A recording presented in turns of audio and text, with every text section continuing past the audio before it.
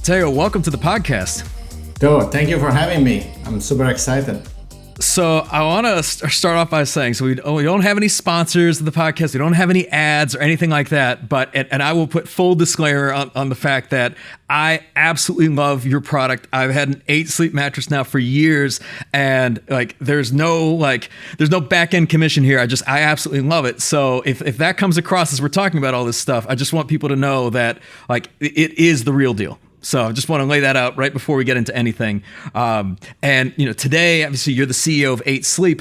But to start, I really want to take it back to how your experiences early on, perhaps in your childhood, maybe even growing up in Italy, did that kind of shape or mold the leader you would become? Yeah, sure. And I mean, we could stop the podcast here. You already pitched the product. You say the name. Okay, I'm done. No, I'm just joking. Yeah, I'm Italian, as you can guess from my accent. I was born and raised there. I was an athlete when I was a teenager. I was doing a lot of sports, mainly tennis. So I have always been into recovery and sleep as an athlete. Then I became a boring business lawyer, and then finally an entrepreneur. And at that time, I started thinking, why Elon Musk is taking me to Mars and I still spend a third of my life on a piece of dumb foam, right? And so I combined this passion for technology with being an athlete when I was a teenager. And I say, look, there is a big opportunity here. So it's interesting because we were talking about this even before we started recording the podcast. So you had a former career as a lawyer. I believe your father was a lawyer. Did that kind of influence your decision to pursue that path? Yeah, I think at the time I was still probably naive and I was more focused on sport. And so it was just the most obvious direction for me to take. Then something I was lucky clicked during the first year of college. And that is when I transferred my focus and competitive attitude to study, graduate with honor, get into the big law firms. But until then, I was just a lazy student. Yeah. And what was kind of that catalyst moment between when you graduated from law school and you were working at a law firm to basically leaving all that to pursue a startup? Yeah, so I was working at this big law firm, one of the largest in the world and definitely in Europe. And it was 2008, so the market was lower because of the crisis. And I started getting bored. So myself and the guy who then became my co-founder, we started working at night on our side project that then became my first company. And so I was working at the law firm from 9 a.m. to 10 p.m., working super hard. And then at 10 p.m., I was meeting with my co-founder and we started the business. The business started making money and has been profitable since day one. So we never raised money. And that is when I decided to leave the legal career. But as probably you have heard, my mom still tells her friends that I'm a lawyer, not that I'm an entrepreneur. Well, as an immigrant myself, I understand that. So how did you come to the decision to create a product that focused on sleep? I mean, I know as you mentioned, there wasn't really a whole lot of innovation in the category. I think up to that point, maybe the latest innovation was when, the memory foam invented by NASA in 1960. But how did you decide to focus on this industry? Yeah, so for a couple of years before 8 Sleep, I was looking at the space. And the reason is I have always been obsessed with productivity. And so I didn't understand why I had to sleep 8 hours. And actually, sometimes I sleep 8 hours and I still feel terrible when I wake up in the morning. And so it was really why there is technology in everything I do, but not in a third of my life. If I'm going to live 100 years, 33 years of my life are probably going to be spent on this piece of dumb foam. And so I started looking at clinical papers and see, okay, what technology could do to improve your sleep. And I found that there is a bunch of things that technology can do. The biggest is what is called thermoregulation. So your body temperature changes during the night. Technology can help your body to do that in a more efficient way. And this will help you fall asleep faster, get more deep sleep and less sleep interruptions. Mm. And then we built it. So I want to delve into this, a lot further, but I am just curious, what was your vision originally when you started 8 Sleep and how has that evolved over time? My vision, which is still the vision of the company, is to control the whole environment. Temperature is just the first step. Temperature, light, noise, oxygen, air, and adjust each of them in real time based on your biometrics. Then on top of that, while we are tracking your biometrics, we substantially want to become also a preventative health company where we can understand if there is anything going bad with your health. So at the end of the day, the way I always pitch the company is we want to do two things. We want to compress your sleep. So what if you could sleep only 6 hours and get more rest than when you were sleeping 8 hours? And second, we want to save your life. What if your bed could scan your body in the future and going to bed was more valuable than going to your doctor for an MRI? Mm-hmm. And so it's even from the onset. I mean, these are very, very complicated problems to solve. So the company was founded in 2014. At what point did you know, okay, this idea has legs? I mean, from what I recall reading, you guys had a soft launch event that was a pajama party. Was it there, or was it another moment? First, I would say we didn't see the moment yet. Obviously, we made a lot of progress. We are doing really well, but as an entrepreneur, you are always paranoid. And you never know that, it's never enough, but not in from a financial standpoint, it's never enough in terms of safety for the business, right? There is always more to be built. There is always more to be achieved. It's like an athlete, right? If you win one Grand Slam in tennis, you just want more.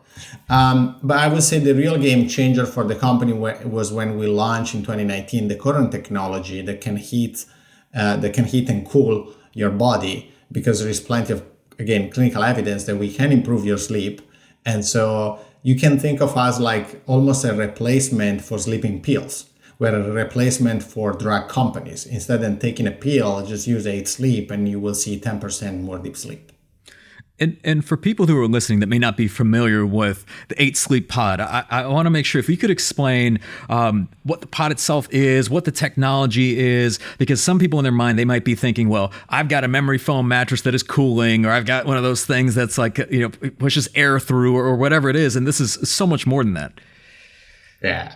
If you're a customer and you have bought one of these foams with microgel and cooling properties, that's all BS.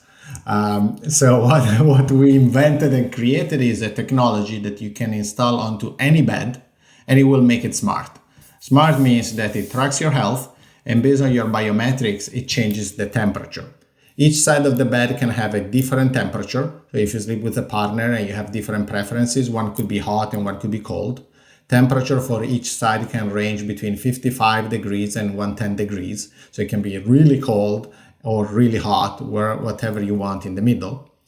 And we have evidence that we improve sleep around 30% for people before and after the pod. We will increase your deep sleep on average 10%. And if you are into the fitness space and you look at your HRV, 49% of our customers, they see a 10% improvement in HRV, which equals to be 6 years younger. All this is hard data that we have collected and clinically validated. So bottom line is a cover. You install it onto any mattress. It will improve your sleep performance and the sleep performance of your partner, because everything is personalized. Yeah. And this is a dumb question, but I think it's worth asking anyway. Why do we sleep? So sleep is first a foundational piece of our health, right? And we call it actually sleep fitness because we think of sleep in the same way you think of a workout, right? So you need to put the time, you need to put the effort, and sleeping is like a workout. And so it's something that will translate in a positive outcome for your health. There are 2 major phases that are really important in sleep. One is deep sleep and one is REM, using very common terminology. Deep sleep is when your physical body is recovering, right? So your tissues, if you train really hard, if you're just tired. The REM phase is instead when you're dreaming, and is when your brain is cleaning up the information from the day, processing that information and storing that information. So you need all these to make sure that you live a healthy life, right? There is plenty of clinical studies and medical evidence that sleep has an impact on your daily biometrics, on what you eat, because sometimes when you're sleep deprived, you tend to crave more carbs or junk food, and in general has an impact on Parkinson, diabetes, and many other diseases that you might develop over time. And when it comes to sleep quality, I mean, what are the differences really between deep sleep versus REM sleep? Because I believe so. One is really more so physical recovery, right? The other is based on like mental memory consolidation, those types of things. So yeah, no, it's oversimplified. Like if we were talking to our grandma, right? There is the light sleep, there is the deep sleep, and the REM. Then we could use the more medical terminology, but I find this to be more useful for people. And the most valuable are deep and REM. Deep, as you were saying, is more the physical recovery and is usually more predominant in the first half of the night compared to the REM. While instead the REM is more predominant compared to deep sleep and is the mental recovery, which happens in the second part of the night. So essentially your body wants to first recover physically and then recover mentally. The key thing again is you have a biological clock, and so your body temperature changes during the night. So when you hear people, for example, saying, oh, you should sleep at 68 degrees, that is BS and is wrong. Meaning that 68 degrees could be right for 1 hour out of the 8 hours that you sleep. During the rest of the time, you will need a different temperature. For example, deep sleep, you need a bed that is as cold as possible, while instead in REM, you need what is called thermal neutrality. So because your brain deactivates temperature control on the body while you're in REM you are substantially paralyzed because it's when you are dreaming. And so the body wants to make sure that you're not doing stuff while you are living the dream, right? And so it deactivates temperature control and it doesn't let you get into REM if it's too hot or too cold because potentially the body could die. And that is why you need this thermal neutrality that is not hot, not cold, it's just perfect. And so our device does all these changes for you, and that is how we maximize deep sleep, we reduce toss and turns and sleep interruptions. Man, and let me ask, I mean, you hear oftentimes about the 8 hours, and I'm curious as to the name 8 sleep, but do we really need 8 hours of sleep? So our approach to this is no, we need it today, but sleep can be more efficient. The point is we still sleep in the same way we used to sleep 2,000 years ago. The only difference is we don't sleep on a stone and we just sleep on a piece of dumb foam. But at the end of the day, through technology, to different degrees, maybe it's 20 minutes more efficient, maybe it's 2 hours more efficient. Our goal is what if you could sleep only 6 hours and get more rest than when you were sleeping 8 hours. We are already seeing part of this efficiency coming through our results because people fall asleep faster, they wake up less in the middle of the night, and they maximize some of the stages. Yeah. And I will say, I want to talk about why good sleep is so important. I mean, you're seeing a lot of professional athletes like LeBron James. I mean, they're spending $1 million a year just in recovery alone and what is preparing them to be successful. And it's not just athletes, it's business leaders and beyond. Why is great sleep so important? The way I always tell people, there are a couple of things I always tell them. First, again, you should think of sleep like a workout or eating healthy, right? At the end of the day, the 80-20 of living a healthy life is sleep 8 hours a day, 7 to 9, something in that range, work out X times a week, and try to have healthy meals. One thing I always suggest to people to see if they are sleep deprived or they can get more out of their sleep is try to sleep 1 hour longer every day for a week. At the end of the week, you gain 1 night because you gain 7 hours, right? And then you tell me how you feel. Sometimes people, they say, oh, I don't have time, or I have to work really hard and I don't have the space to do that. But the mental benefit that you get in terms of freshness and sharpness by being at the peak of your mental performance because of sleep will let you gain way more time than 1 hour you invested in the sleep. Yeah. And I guess on the converse of that, I'm curious, can you make up for sleep debt, or are there kind of limitations around that? There is a limitation. You can make up only within 2 days. So if you're sleep deprived, if tonight you sleep only 4 hours and you accumulate a 4 hours sleep debt, you have only 2 days to gain that back. So for those that are listening to this podcast, like any specific tips that you've just kind of seen over time just to improve sleep quality, whether it's things like white noise, blackout curtains, like what actually works? Yeah. So a couple of different things of the outside thermoregulation. So temperature is the big elephant in the room, as there is plenty of evidence. Like outside temperature regulation, one thing that works really well is to do a shower before going to bed where you keep switching between hot and cold. And so I call it almost thermal disruption. And so you do 30 seconds really hot, 30 seconds really cold, and you do it 5-6 times. If you were lucky enough and you are in an hotel with a sauna and a cold plunge, that is even 10x better, right? But this thermal shock will really help you to relax, and then you will fall asleep better.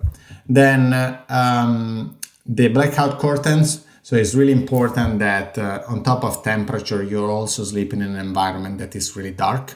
Another thing that I do at home, I have Philips Hue, and so all the lights start dimming down starting 8 p.m. They switch to orange and then they dim down. So you want to get into this environment that is darker and darker before going to bed. The opposite in the morning, what every doctor suggests is to be exposed to sunlight for at least 10 minutes every morning. Because again, you have this biological clock inside your body. And so light is what drives most of that. And so getting sunlight early in the morning will wake you up and will give you energy, and being exposed to a dark environment at night will help you to start slowing down. And what about, I mean, just because a lot of our listeners, they're business leaders, they're CEOs. What are the long-term consequences of poor sleep? Because it's interesting. I've seen this play out when you speak to people in the military. It's like sleep deprivation is literally a form of torture. I mean, this is literally how people are compromised. And yet you find so many business leaders that are chronically sleep deprived. Yeah.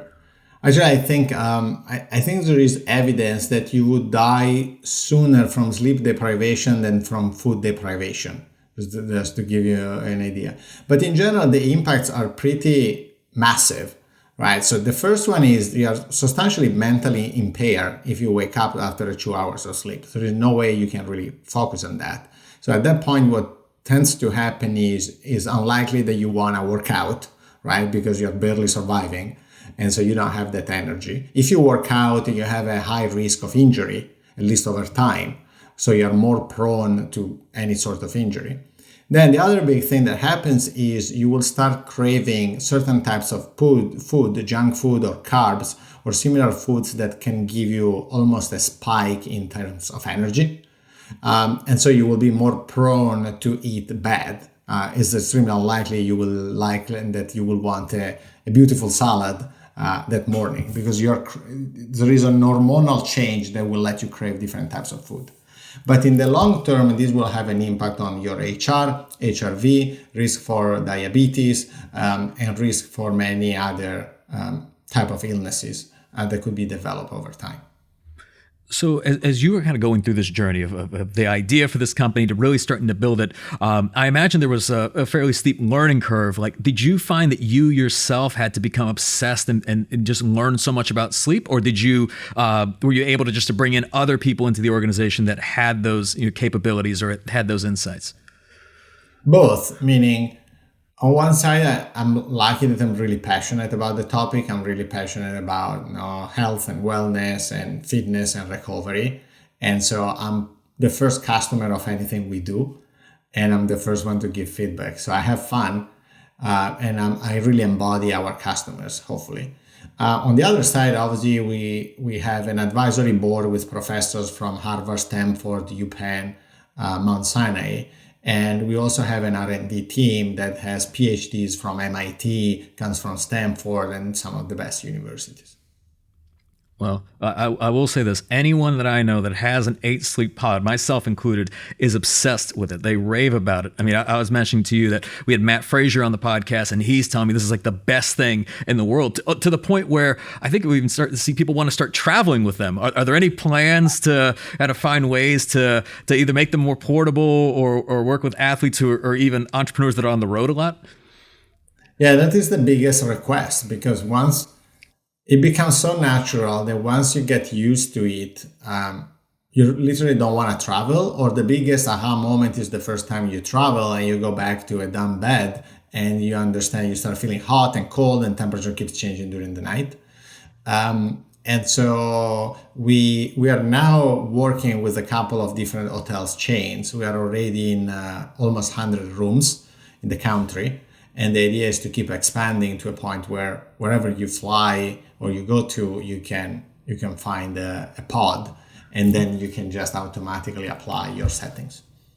So, and even in the approach to it, I'm curious because there's a lot of challenges to solve, both on the hardware side and software and beyond. Why hadn't anybody really done this before? I mean, there's obviously, there's, old school water beds, and then there's devices that is basically a fan hooked up to a bed. And we talked about kind of like those gels. Why hadn't anybody really approached it the way you're approaching it? I think there are two reasons. The first one is an extremely complicated problem to solve because there is the hardware challenge, right? And hardware is really, really hard and requires also a lot of money to start. Second, there is an ML and AI challenge because, again, just a flat temperature wouldn't deliver the results that we want, but this temperature needs to adjust in real time based on the night and the different sleep stages. And so the technological part is pretty complicated.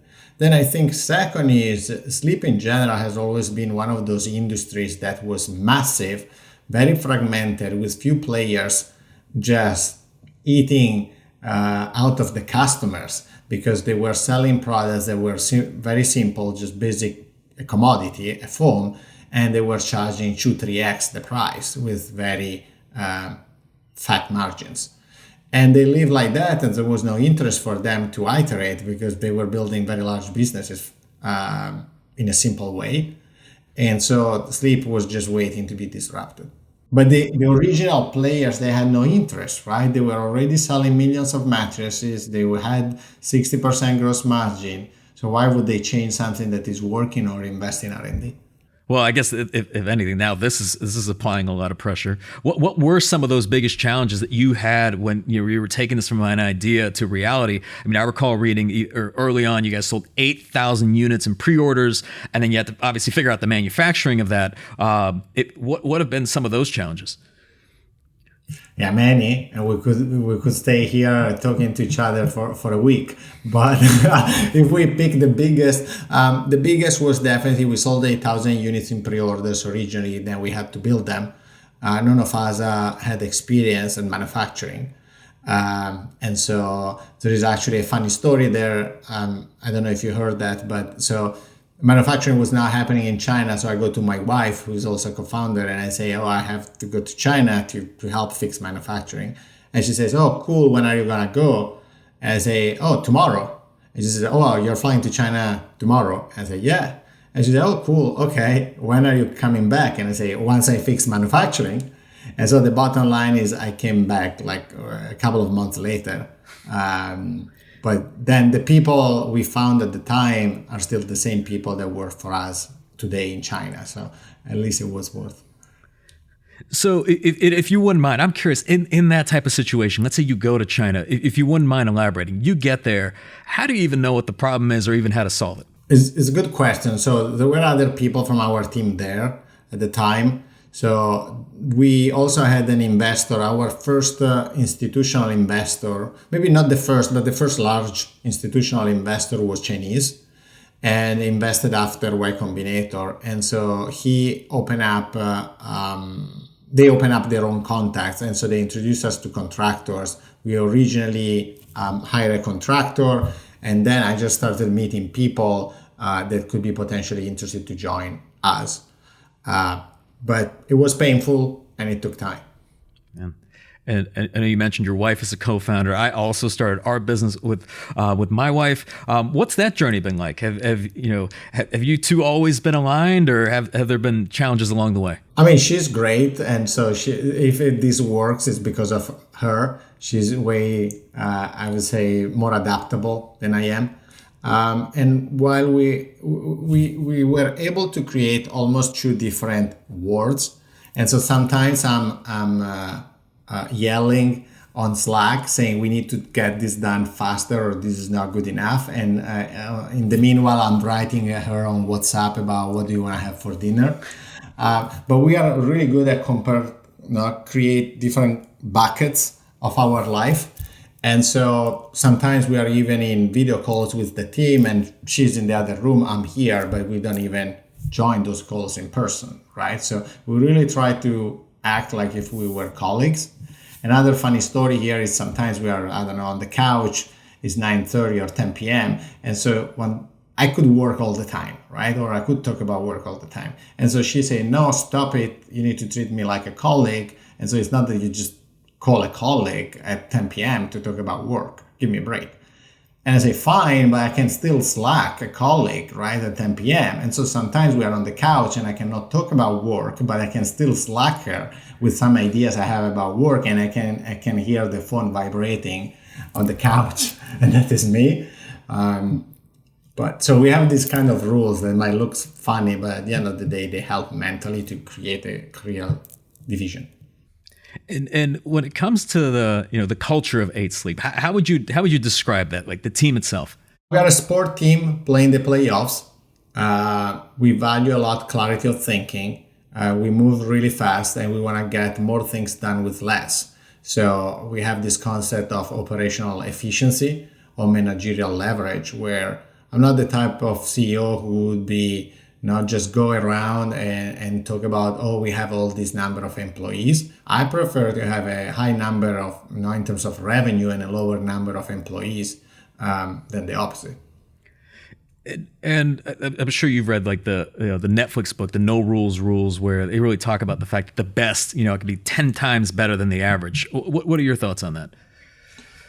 We learn a lot from the book. What I think is, I'm obsessed with asking my executives who are their best people, and I want to give the best opportunity to these people, because these people can be not the founders of tomorrow, and so they deserve to grow as fast as possible within the organization, and that is in their interest and in the interest of the enterprise.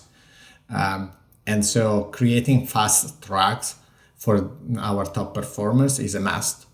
And at the same time, we need to keep giving them feedback, and they need to be aware of the fact that if we are happy or unhappy with the performance, and if for any reason we are not happy, how they can improve it. And I've seen you post on this. I'm following you on Twitter, where it's really this mindset against complacency, against mediocrity. I saw you post a quote. I think like Steve Jobs had just 2 classifications: insanely great or total shit. Right? There's like no middle ground. Is this kind of your approach internally in the organization as well, of really kind of chasing high performance? Yeah, because I used to be an athlete, right? And so I'm a no excuse guy, and is great or shit. You try to simplify at the end of the day, right? Then it's not that it's always binary, but at the end of the day, you want to cut to the chase. And so even when I ask executives to report if we are on track or not for a certain goal, at the beginning, I was giving them the green, the red, and the yellow. But now I just give them green and red, because otherwise it was always yellow. Yeah, we are substantially on track, but I don't care. Do you have more confidence? Do you have 80% confidence we're going to hit it? Or you have less than 80% confidence? And so it's green or red. Because at the end of the day, your job as a leader, most of the times, is to just simplify. And so sometimes from outside, people can just read this stuff from Steve Jobs or the other and just consider that extreme. But at the end of the day, if you forget the word cheat or not, it's just simplifying. Is it good or bad? There is nothing else. Do you, if you don't mind me asking, do you run into any friction internally with this? I mean, I know we're kind of at an interesting place as a society where this type of like hard charging, high performance environments, I think it's what's made companies very successful and innovative in the past, but can be frowned upon, I think, kind of in the public realm, if you will. Do you run into any of that internally? No, but I tell you the why. When you hire someone for a startup, it's like finding friends. You cannot be friends with everyone, right? You find people you click with because you have the same values, you have the same attitude, you have the same drive, or you have the same passion. So that is step number 1. And we made that mistake in the past, right? Where you try to fit people in.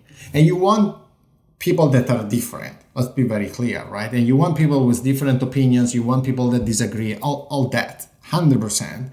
But at the same time, it's like when you have a friend, there are certain common values and traits that help you relate to each other. That is step number 1. Then the second is, when we talk about being like almost an athlete, we have a definition of a value that is we are everyday athletes. And so being an athlete Sometimes people, they just think, oh, it means working super hard, 24/7, all the time. It's not true, because athletes, they take care of their recovery a lot, right? It's not that they train 18 hours a day, just not going to the gym over and over, because they would just get injured.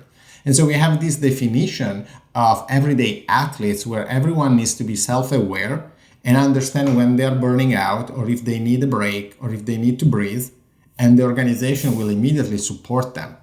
And so it's more about self-awareness. We don't want to burn out people, and we're pretty obsessed with helping them to maximize their potential without burning out. And when it comes to decision making, I've heard you before describe like a framework that you use to make decisions. If you could elaborate on that.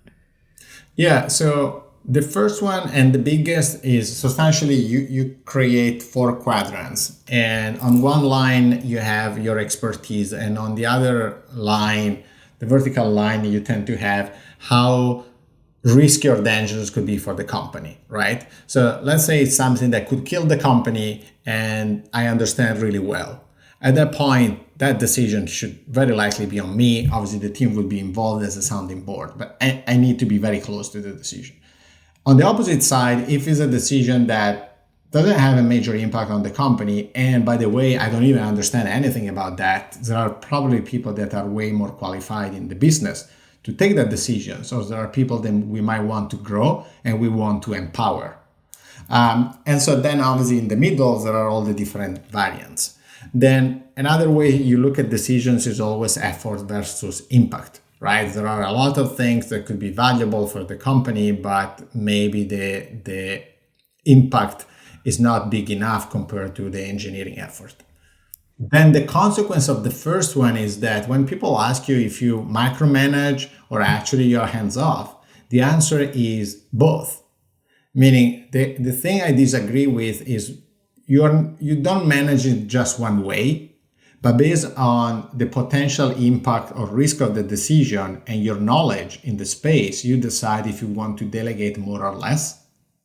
And you can also adjust based on the seniority of the person. If it's someone very junior, maybe you tend to be closer to them. Well, instead, if it's an executive who has the same knowledge of yours, then you can delegate more. So you need to have this ability to continuously adjust based on the circumstances and the person you work with. Got it. Yeah. So basically, if it's a decision where it's low impact, not an area where we have a lot of knowledge, you would delegate that, right? Correct. Got it. What about the regret minimization framework? Yeah, that is the other big thing that works for me. So it comes from Jeff Bezos. You fast forward to when you're 100 years old, you look back and you try to say, look, did I spend my life on something that was meaningful?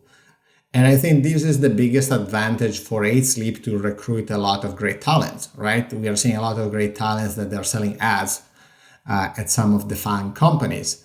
And they realize, sometimes you see it with actors, right? You see actors that in the early part of their career, they take a very light comedy role. And then over time, as they become more famous, they want roles that are more meaningful. The same thing happens in a tech career, where sometimes they just join really fast growing companies, but they sell ads or they do something that is more in that kind of marketing space. And over time, they want to shift towards having a meaning for the world. And that is what 8 Sleep does by helping people living a healthier life. And so when I look back at 8 Sleep, I don't think there is much more that I would like to do that could be more meaningful. The key is, okay, how do we really impact millions of people to live a healthier life? My previous companies were in climate change because they were in solar. So I touched that part and I'm proud of that. But now nothing is more important than health for me. And I remember we were talking about this before we started recording on just kind of the momentum it seems like you guys are experiencing right now. Like today, you've got this unbelievable lineup of endorsements and partnerships with some of the most renowned athletes and brands on the planet, like most recent being the Mercedes F1 team with Lewis Hamilton and George Russell. And as a motorsports enthusiast, I imagine this was a special moment for you when that deal got locked in. What was that experience like, and how'd you make that happen? We were a bit lucky and then we work hard, but honestly, they reach out the first time randomly. And obviously, I have always been a Formula One fan. I was watching Formula One with my dad since when I was really a kid, right? We were waking up. I was living in Italy sometimes at 5 a.m. or 4 a.m. because they were racing in Australia. So we were that kind of fan. So I have a lot of personal great memories connected to F1, and I'm a huge fan. And so they reach out, and it was before Austin last year, the GP in Austin, and I was actually going there because my best friend bought me a ticket as a birthday gift. And they said, look, if you're coming to Austin, let us know, we would like to meet. And I say, oh, actually, I'm gonna be there. And so we met, the conversation started, and then we were able to find a deal that was reasonable for a startup of our size that we could afford. And yeah, in Miami this weekend, we will be on the Mercedes F1 of Lewis Hamilton and George Russell. And again, you don't have to answer this if you don't want to. I'm just curious. Have you gotten any feedback from them, whether it's Lewis or George? Are they like sleeping on these pods? And like, have you gotten any feedback on what their experience has been? Yeah, I mean, we're receiving feedback from them. We're providing all the top leaders in the Mercedes F1 team with the product. There are other Formula One drivers that are reaching out because they wanted to. And then we have players in the top 10 in tennis using the product, people in NFL, people in NBA, the CrossFit champion, Justin, that you probably know, and people in snowboarding. At the end of the day, the way I always say is something like we are a Red Bull, but instead than drinking something, we just give you the same energy through sleep. And that is why athletes, they want it. They need to recover and they need energy to perform. And if you can do the job for them, why wouldn't they use your product? And who would you say is really kind of the market for this, for this product? Because it was interesting. We had Will Ahmed on the podcast, CEO of Whoop, I think over a year ago, and we were talking about this. And although they like proved out a lot of the use cases with elite athletes and SEALs, they find that generally their consumers are business leaders and anybody who's like corporate athletes, those types of people. Yeah, I would say our top performers and health conscious people. Top performers are people that want an edge. Right? And so it could be the CEO, the investment banker, the lawyer, but it's also health conscious people. It could be the mom, it could be the doctor, it could be anyone who wants to take care of their health. They want to wake up refreshed, to have the energy to accomplish what they want in their professional life, but also in their personal life with their loved ones. Because the beauty of our product is you don't have to wear anything, you don't have to charge anything. It just magically happens behind the scene. And you wake up with 10% more deep sleep. Yeah. So then, looking ahead, what does the future of 8 Sleep look like? More products. So we are working on a lot of new products. International expansion. Now we're already in Canada, UK, and Europe. We are opening Australia. But at the end of the day, we need to stay focused on, again, improving your sleep and saving your life. So we want to maximize your sleep performance and introduce new sensors that can detect the potential illnesses to help you live a longer and healthier life. Yeah. And it's fascinating. So, there's some products I think people like and they enjoy, but then you find that there's others that people are obsessed with, right? Like, anybody owns a Tesla, they're obsessed with the Tesla. It's the same thing with Mac users. And I know it's the same thing with 8 Sleep. Why do you think that is? Yeah, first, hopefully because we deliver value, right? And you can't achieve that without surprising users. And then I think hopefully they realize that, no, this is still a company made by humans. And so that is why I try to be active on Twitter. It's not because I want to be the fancy, cool guy on Twitter. It's just I want to try to give a face, in good or in bad, to the company. That is why we reply to every tweet that we see, also when it's negative. It could be me or some of our team members. But at the end of the day, I think in 2020, people want to associate faces to brands and know who is behind that. And hopefully that helps to then gain their trust and scale the business. And it seems like you're also iterating very quickly. I think I remember seeing something where even the way in which like the AI and kind of like the autopilot, it would display the suggestion, like by updating like that UI, right? That drove like a much higher rate of compliance, like even just like little things like that. Is that kind of like ingrained in the culture of the organization? Yeah, we are very data driven and I'm obsessed with velocity, right? At the end of the day, the only jolly or the only incredible thing you have as a startup compared to a large organization is the speed at which you can move, because you have less money, you have less people, you have less knowledge, you have less brand awareness. So by default, they're going to beat you. But the only way you can win is because you're moving so fast that by the time they realize what you nailed, you're already building your three things ahead. And that needs to just be the culture of, and is the culture of any successful startup. So velocity is foundational for everything we do. And Matteo, I know you mentioned like all along the way, and I think even still, just with the growth come all sorts of complexities, all sorts of different challenges. I imagine a lot of stress, a lot of problems. What are some of the habits, let's say, that you practice that keep you engaged and really operating in the right type of state to be able to continue to lead? It's challenging, right? Like in everything you do, right? There are different levels of stress based on what's happening in the company with the growth, with the expansion, fundraising. But at the end of the day, the key is sleeping. So I sleep a lot, literally. I work out almost every day. That is extremely important for me. And then I try to eat healthy. So I'm a sort of biohacker, so I'm a bit extreme. I fast all day. I usually have only dinner. I'm on a keto diet. I measure my glucose. I use any wearable you can think of to look at the data, and I have historicals. But at the end of the day, oversimplified, the best way, again, is sleep, work out, eat well. And that is 95% of all that you can do. And then hopefully you also have a stable environment at home, and having a great partner, like in my case, obviously gives you a lot of stability when maybe the business is shaken. And Matteo, as we come to a close, this being the Game Changing Attorney podcast, what does being a game changer mean to you? Game changer is a disruption, right? So anything that you can do to break the status quo.